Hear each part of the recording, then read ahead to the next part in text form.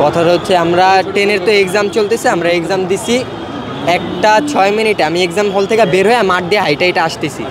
এরকম টাইমে একটা ফ্রেন্ড ওদিক থেকে মানে ফাইটার জেট হবে ওদিক থেকে আইসা ক্র্যাশ ল্যান্ড করছে একদম হায়দার আলী ভবন, যে class primary 6-7-8 English version primary ভবনের উপরে ক্র্যাশ করছে। এখন এক সাইড ঠিক আছে, আর এক সাইড তো পুরা আগুনে হয়ে গেছে, কতগুলো স্টুডেন্ট মারা গেছে।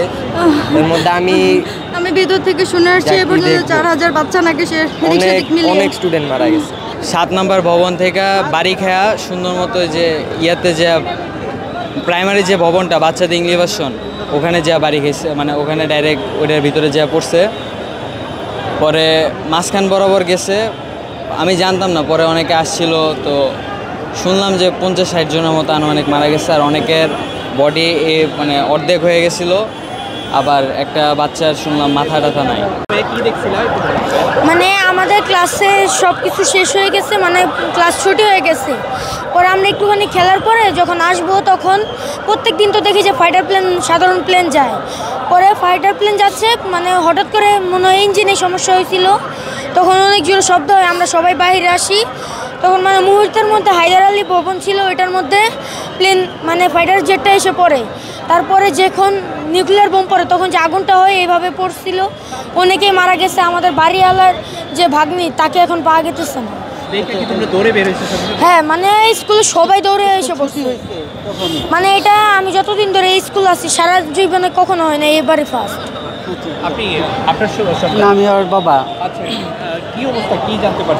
আমি তো এইমাত্র নরসিংদী থেকে আসছি, আমার ছেলেকে কথা। জি জি জি মানে কথাটা হচ্ছে আমরা 10-এর তো এক্সাম চলতেছে, আমরা এক্সাম দিছি 1টা 6 মিনিটে। আমি এক্সাম হল থেকে বের হয়ে মাঠ দিয়ে হাইটা আসতেছি। এরকম টাইমে একটা ফ্রেন্ড ওদিক থেকে মানে ফাইটার জেট হবে ওদিক থেকে আইসা ক্র্যাশ ল্যান্ড করছে একদম হায়দার আলী ভবন, যে class primary 6-7-8 English version primary ভবনের উপরে ক্র্যাশ করছে। এখন এক সাইড ঠিক আছে, আর এক সাইড তো পুরা আগুনে হয়ে গেছে, কতগুলো স্টুডেন্ট মারা গেছে। এর মধ্যে আমি ভিতর থেকে শুনে আসছি 4000 বাচ্চা নাকি অনেক স্টুডেন্ট মারা গেছে।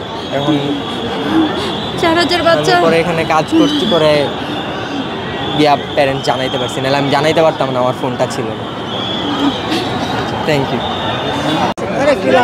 মানে আমি ইয়েতে ছিলাম, মানে মাঠের ওই সাইডে ছিলাম, হঠাৎ করে একটা ফাইটার জেট মানে হয়তো বা ব্যালেন্স হারাই ফেলছিল।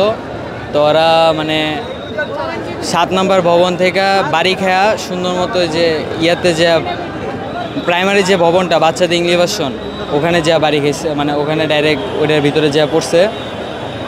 পরে মাঝখান বরাবর গেছে, আমি জানতাম না, পরে অনেকে আসছিল তো শুনলাম যে 50-60 জনের মতো আনুমানিক মারা গেছে, আর অনেকের বডি মানে অর্ধেক হয়ে গেছিলো। আবার একটা বাচ্চার শুনলাম মাথা টাথা নাই। এটাই এই দুর্ঘটনাটা এখন এই প্রশ্নটা করার ক্ষেত্রে সবাই আহত, সবাই ছুটতেছে, আপনারাও তো করলেন এই বিষয়টা। আপনারা হঠাৎ করে এটা তো কেমন লাগতেছে, এই যে আহতদের জন্য সবাই মানবিক খারাপ তো লাগবে। এখন আহ্বান জানান আর কি সবাইকে রক্ত দেওয়ার জন্য বা আহতদের পাশে দাঁড়ানোর জন্য। হ্যাঁ, আপনারা যা দেখবেন তারা মানে রক্ত দেওয়ার জন্য এখানে চলে আসবেন। এখানে অনেকে আসছে, রক্ত কালেক্ট করতেছে, তো ওদের কাছে যাবেন। এখানে এখনই রক্ত অনেকে কালেক্ট করা শুরু করছে, তো রক্ত আপনারা এখানে যারা রক্ত দিতে চান তারা চলে আসবেন। For more updates, follow us on Facebook, subscribe our YouTube channel, get the latest update on www.daily-sun.com.